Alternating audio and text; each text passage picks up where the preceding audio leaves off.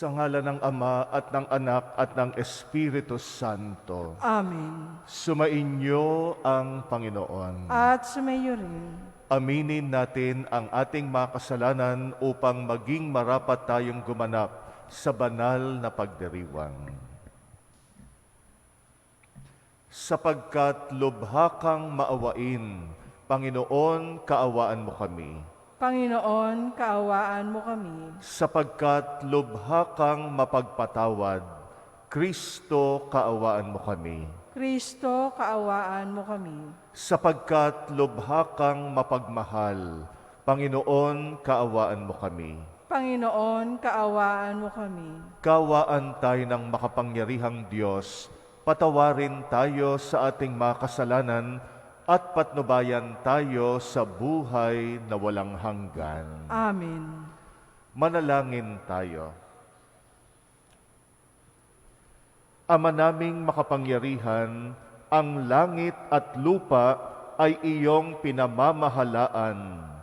Dinggin mo ang pagluhog ng iyong sambayanan at pagkalooban mo kami ng kapayapaan araw-araw. Sa pamagitan ng Jesucristo kasama ng Espiritu Santo, magpasawalang hanggan. Amen.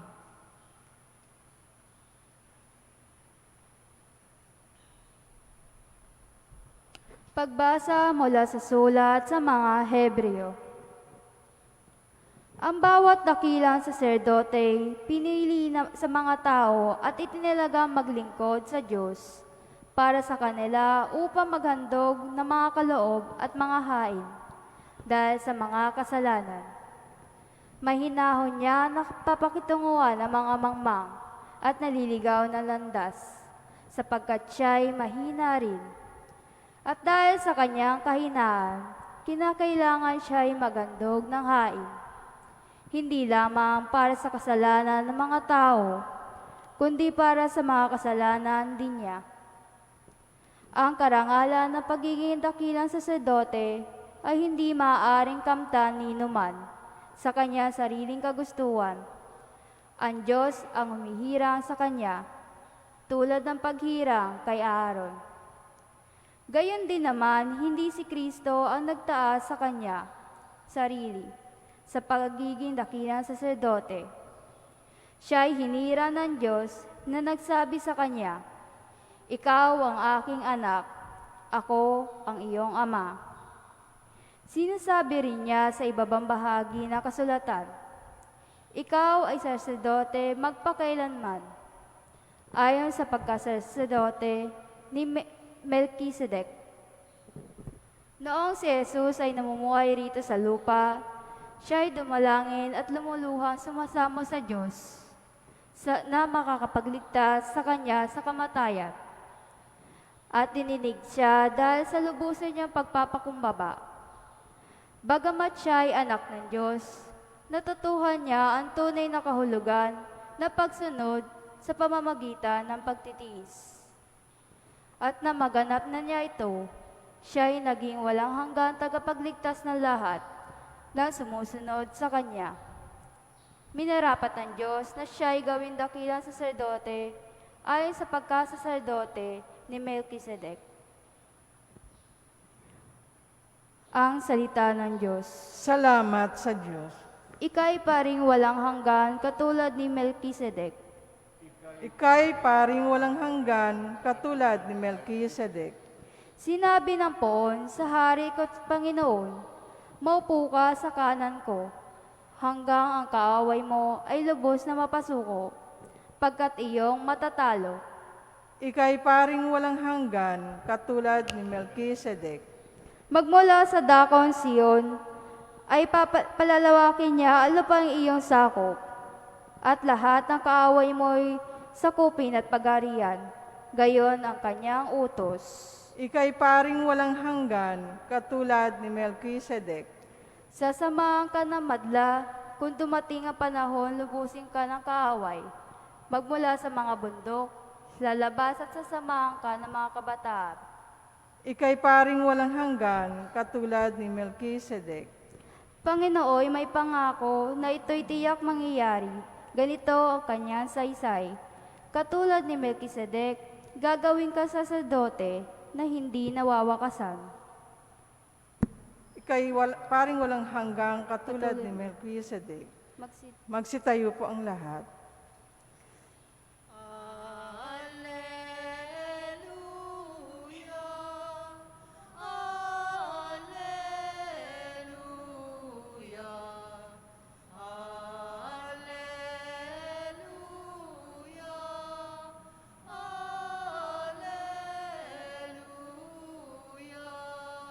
Tayo pong lahat, buhay ang salita ng Diyos, ganap nitong natatalos, tanang ating niloloob.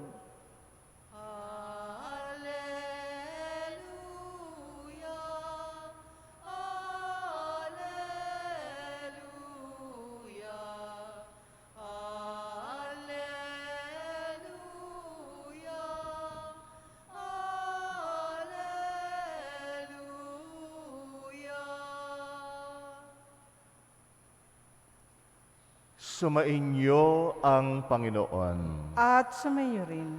Ang mabuting balita ng Panginoon ayon kay San Marcos. Papuri sa iyo, Panginoon.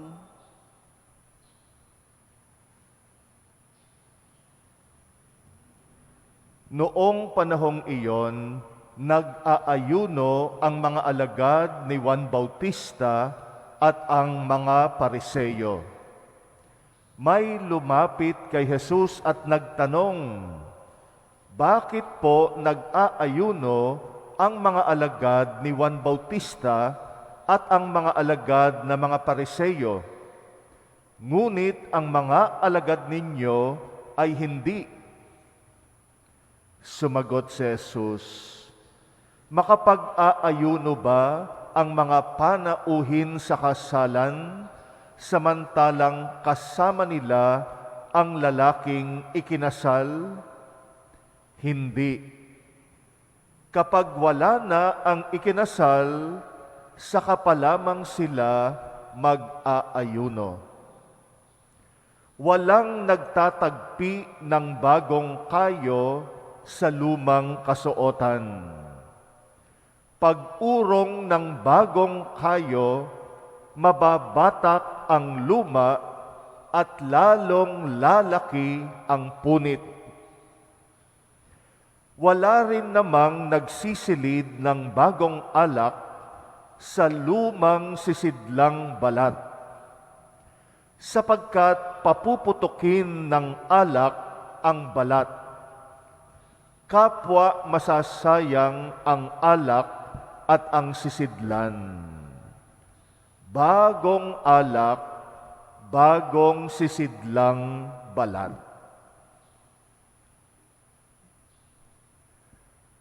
Ang mabuting balita ng Panginoon.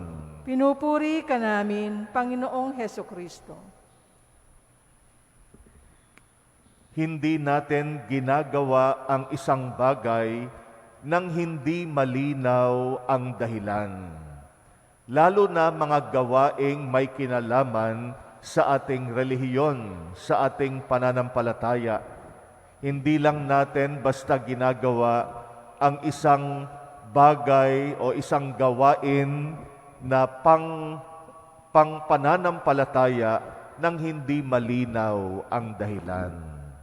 Ito ang mensahe ng Ebanghelyo natin ngayon.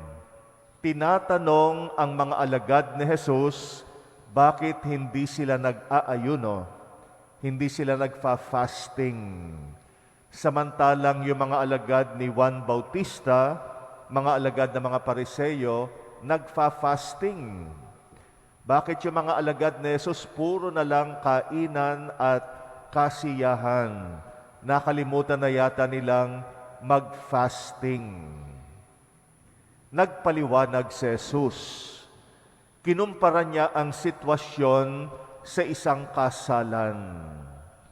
Ang sabi ni Jesus, kapag kasama na nila ang ikinasal, panahon na iyon ng pagdiriwang. Hindi yon panahon ng fasting. Habang wala pa yung ikinasal, minsan matagal dumating yung ikinasal. Siyempre, wag ka munang kakain. Parang tayo pag uma-attend ng kasalan, lalo na yung mga kasalan ngayon, ang tagal-tagal hintayin yung ikinasal. Dami kasing mga pa-picture-picture. Minsan, mahigit 1 oras na hindi ka pa makakain, gutom na gutom ka na. Bawal namang kumain kasi wala pa yung ikinasal. Parang ganyan yung fasting noon. Nagfa-fasting ang mga tao noon dahil hinihintay pa nila ang Mesiyas. Yung fasting ay form of prayer. Ito'y pagdarasal sa Diyos, Panginoon, ipadala na ninyo ang Mesiyas. At habang nagdadasal, nakikiusap tayo sa Panginoon, sinasamahan natin ng sacrifice, ng sakripisyo. Kaya yung fasting and prayer, laging magkasama. At nung panahon na yon, nagfa-fasting ang mga Hudyo at mga Israelita kasi nagdadasal sila, Panginoon, ipadala na ninyo ang Mesiyas. Ipadala na ninyo ang tagapagligtas. Pero dumating na nga yung Mesiyas, si Jesus. Kumbaga sa kasalan, nung hindi pa dumarating yung ikinakasal, wag ka munang kakain. Dumating na. Kainan na. Alangan namang dumating na yung ikinasal, di ka pa rin kumakain. Mukha kang hindi normal kapag ka ganon. Ba't ayaw mo pang kumain? Nandyan na yung ikinasal, kainan na. Sabi ng Panginoong Hesus, parang ganon yung mga alagad niya nung panahon na yon. Dumating na siya. Tapos na yung dahilan ng fasting. Panahon na ng feasting. Panahon na ng pagdiriwang. Kailangan magdiwang na. Kaya yung mga alagad noon ni Jesus, hindi na nagfa-fasting. Kasi ine-enjoy nila yung presence ng ating Panginoon. Pero sabi ni Jesus, darating yung panahon, aalis muli ang ikinasal. Aalis uli si Jesus. At umalis nga si Jesus, umakyat sa langit. At babalik siya sa ikalawang pagkakataon. Maghihintay na naman ang mga alagad niya. Doon uli sila magfa-fasting. Magkakaroon ng bagong dahilan ng fasting. Hihintayin natin ang ikalawang pagbabalik ng Panginoon. Yan ang dahilan ng fasting din natin. Nagpa-fasting tayo, nagdadasal tayo, lalo na pag panahon ng Advent, yan ang ating panalangin. Panginoon, dumating ka nawa. Pinagdarasal natin na muling dumating si Jesus para gawing ganap yung kanyang kaharian. At nagsasakripisyo tayo ngayon. Nagfa-fasting tayo ngayon dahil doon. Pinapagdasal natin, Panginoon, gawin mo ng ganap ang kaharian mo. Muli kang bumalik. Kaya nga, hindi lang natin ginagawa ang isang bagay nang hindi malinaw ang dahilan. Yun ang gustong sabihin ni Jesus. Hindi porket ginagawa noon, uulitin mo lang ngayon. Uulit-ulitin kasi nakasanayan na. Minsan, ganyan din tayo sa simbahan. Ito na yung ginagawa namin noon. Kaya bakit pa babaguhin? Kung ano yung ginagawa noon, gawin natin ngayon. Kahit minsan yung dahilan ay lipas na, outdated na. May mga gawain na kailangang i-update, kailangan i-upgrade. Yung pananampalataya natin dapat ay ginagawang relevant ngayon. Dapat napapanahon. Dapat ay ina-upgrade din. Hindi lang porket ganito noon, ganito pa rin ngayon. Hindi na tayo lumalago. Hindi na tayo nagiging relevant. Hindi na tayo napapanahon. Kailangan lagi nating ini-evaluate. Yung bang ginagawa natin ngayon, bilang mga Kristiyano, napapanahon? Ito ba ay applicable sa sitwasyon natin ngayon? Ganon tayo dapat mag-isip. Kaya sabi ni Jesus, nagbigay na naman siya ng pagkukumpara. Sabi niya, yung telang bago, yung bagong kayo, sabi niya, yung bagong tela, hindi itinatagpi sa lumang tela.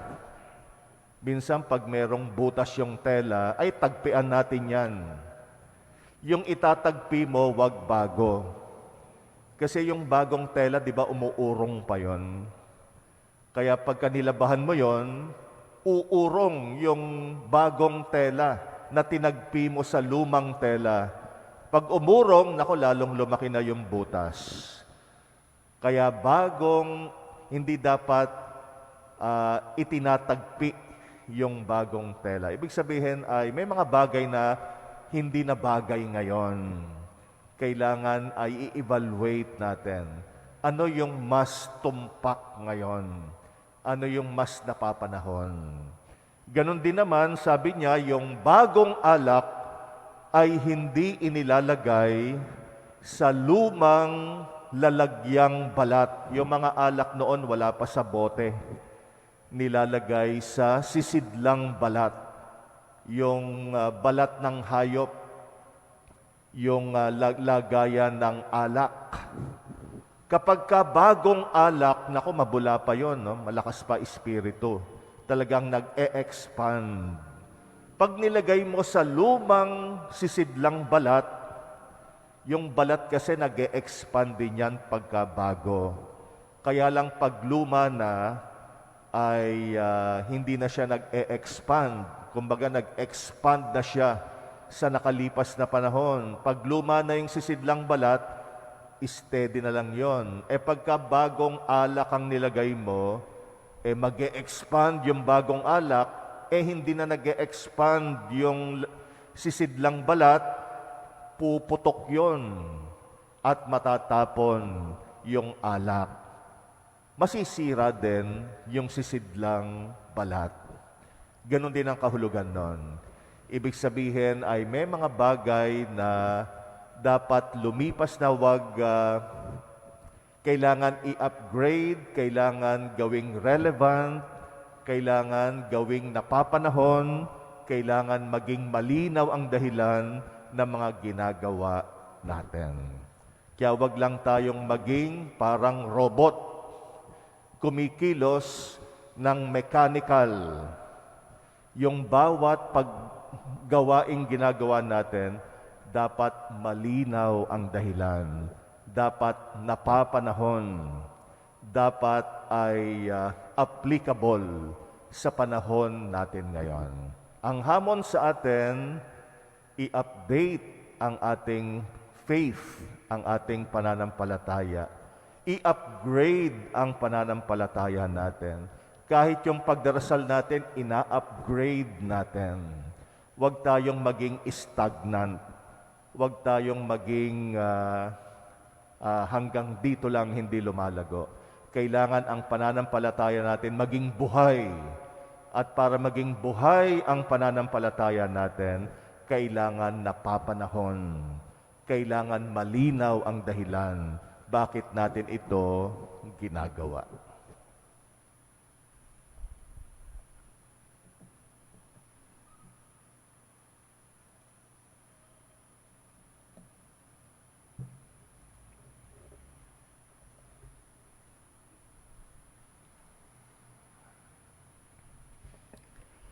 Manalangin tayo sa Diyos upang mailapit niya tayo sa pinahahalagahan ng Ebanghelyo upang mapanibago ang simbahan at ang sandaigdigan.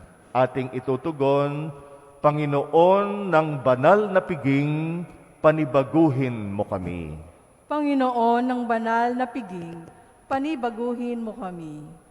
Ang simbahan, ang bayan ng Diyos, at ang mga pinunong lingkod nito, naway sundin ang udyok ng Espiritu Santo na ipahayag sa mga tao sa ngayon ang lagi napapanahong mensahe ng Ebanghelyo.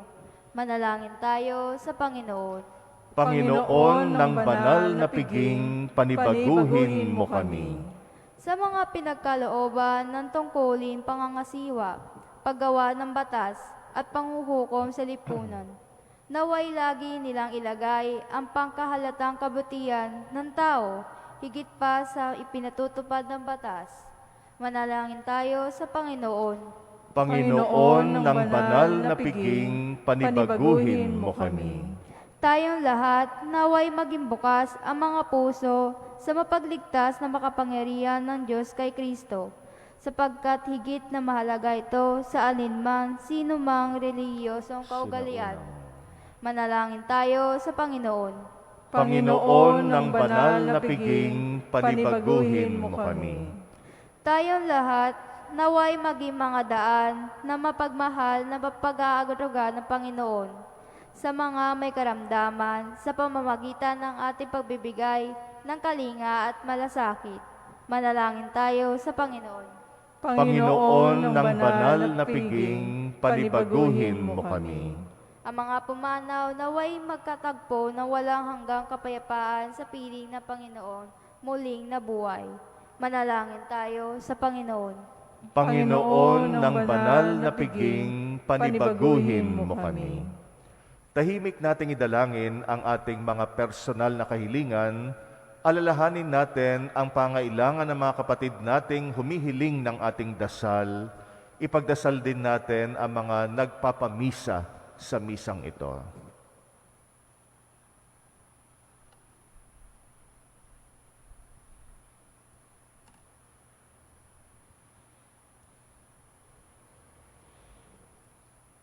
Panginoon, tulungan mo kami upang ang aming pananampalataya sa iyo ay laging maging buhay at napapanahon. Nawa maging malinaw din ang dahilan bakit namin ginagawa ang mga bagay na may kinalaman sa aming pananampalataya sa iyo sa ikapupuri ng iyong pangalan. Ikaw na aming Panginoon, magpasawalang hanggan. Amen.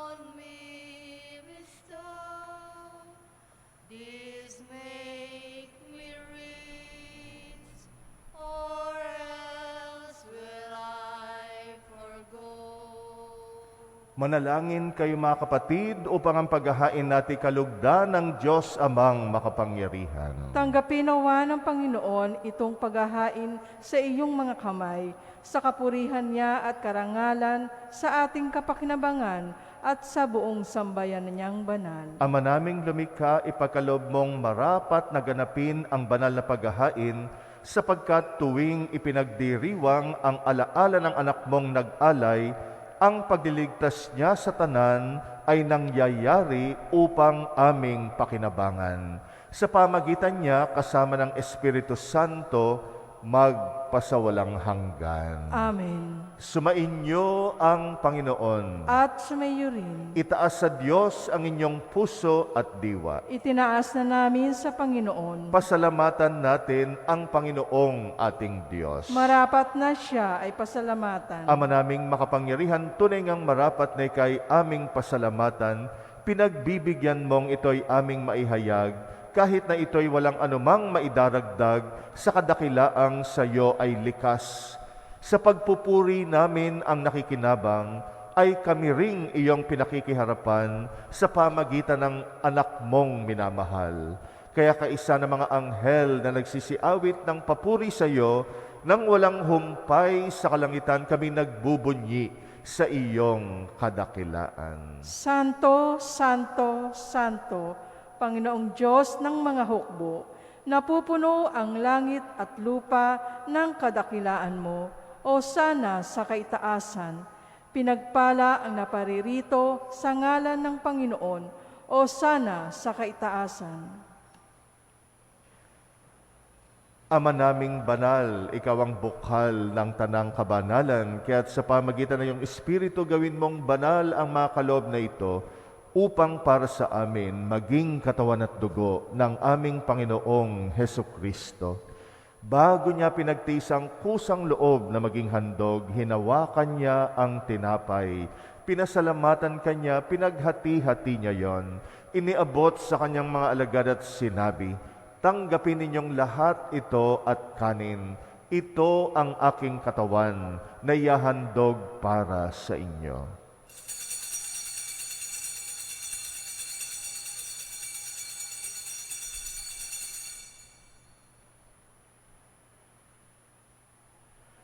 Gayon din naman, nung matapos ang hapunan, hinawakan niya ang kalis, muli kanyang pinasalamatan, iniabot niyang kalis sa kanyang mga alagad at sinabi, tanggapin ninyong lahat ito at inumin itong kalis ng aking dugo, ng bagot walang hanggang tipan, ang aking dugo na ibubuhos para sa inyo at para sa lahat sa pagpapatawad ng mga kasalanan. Gawin ninyo ito sa pag-alaala sa akin.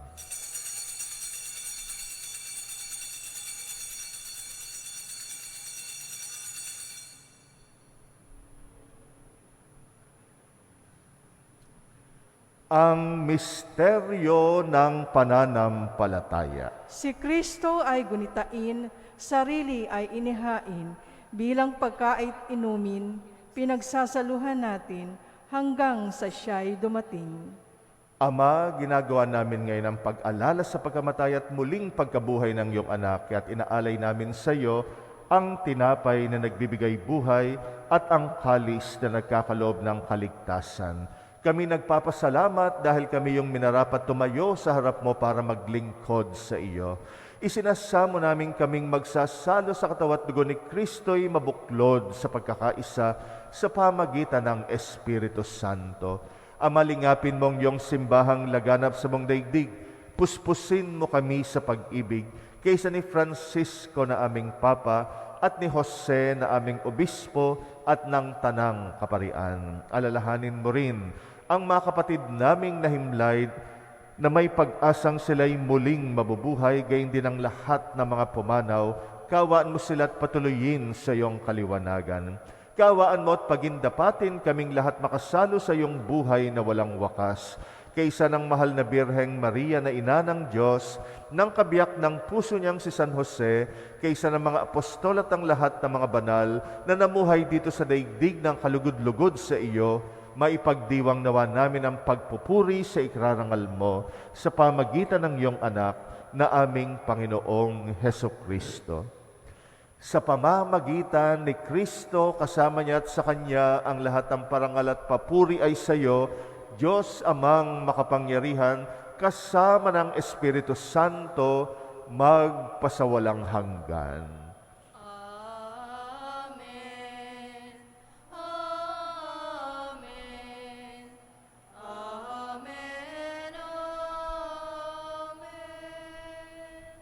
Manalangin tayo sa ating Ama sa langit, alinsunod sa turo sa atin ng Panginoong Hesus. Ama namin, sumasalangit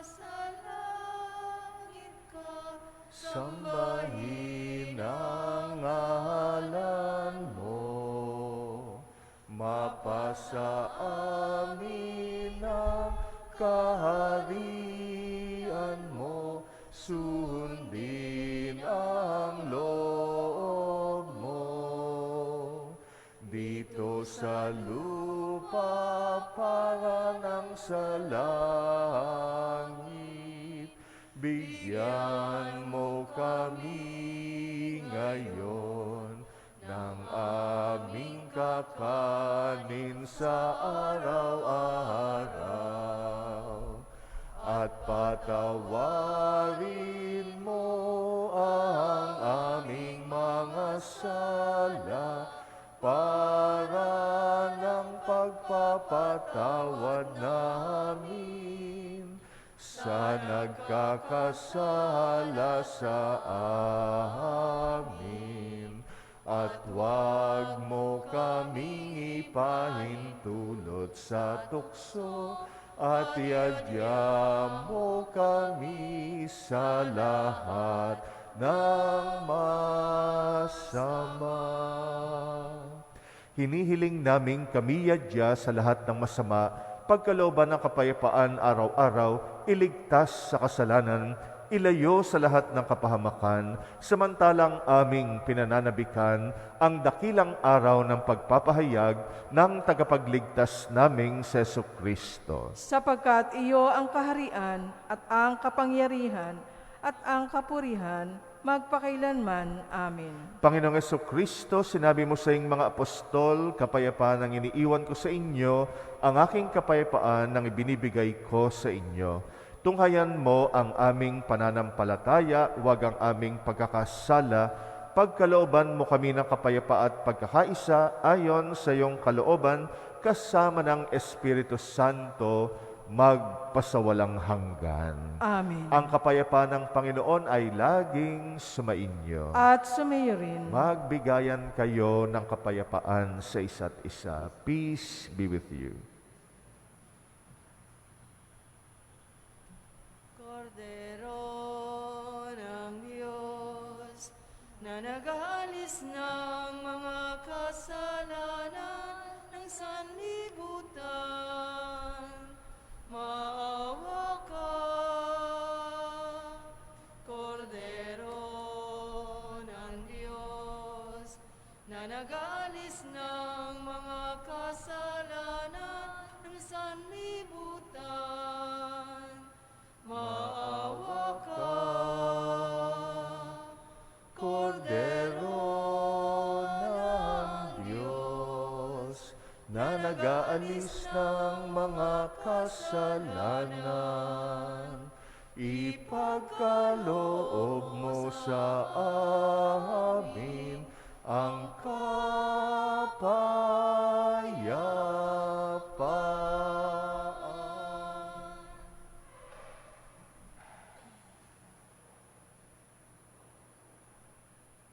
Narito ang kordero ng Diyos na nag-aalis ng mga kasalanan ng sanlibutan, mapalad ang mga inaanyayahan sa kanyang piging. Panginoon, hindi ako karapat-dapat na magpatuloy sa iyo, ngunit sa isang salita mo lamang ay gagaling na ako.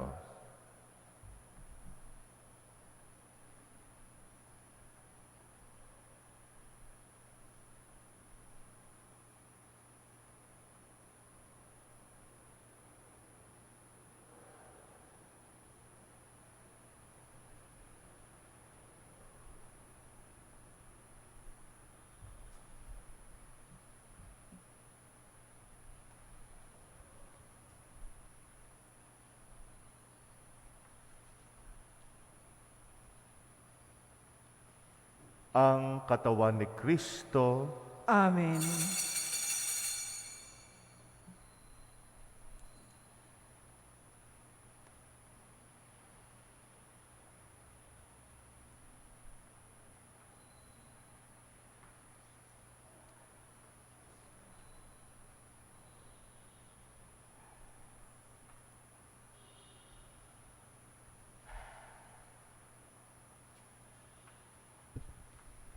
Ikaw, Jesus,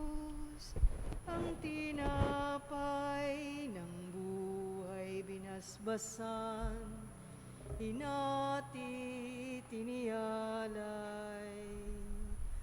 Buhay na ganap ang sa aming kaloob at pagsasalong walang hanggan.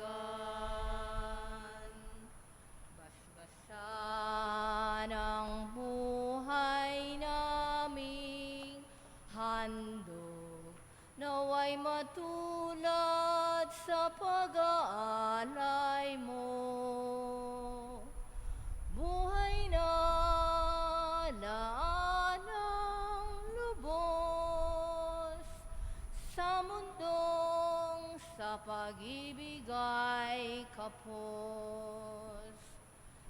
Ikaw, Jesus, ang tinapay ng buhay binasbasan, hinati tiniyalay. Buhay na ganap ang sa aming kaloob at pagsasalong walang hanggan. Marapatin sa kapwa maging tinapay, kagalakan sa nalulumbay, katarungan sa naapi, at kanlungan ng bayan mong sawi. Ikaw, Jesus, ang tinapay ng buhay binasbasan, hinatit iniyalay. Buhay na ganap ang sa aming kaloob at pagsasalong walang hanggan.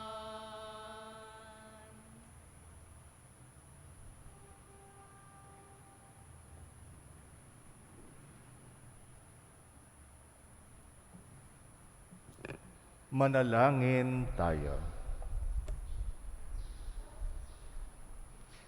Ama naming mapagmahal, padaluyin mo sa amin ang batis ng Espiritu ng iyong pag-ibig upang kaming pinapagsalo mo sa pagkaing iyong bigay para kami pagbuklurin ay magkaisa sa pananalig sa iyo. Sa pamagitan ni Jesucristo kasama ng Espiritu Santo, magpasawalang hanggan. Amen. Sumainyo ang Panginoon. At sumayo rin. At pagpalain kayo ng makapangyarihang Diyos, Ama at Anak at Espiritu Santo. Amen. Tapos na ang ating misa, humayo kayong taglay ang kapayapaan ni Kristo. Salamat sa Diyos.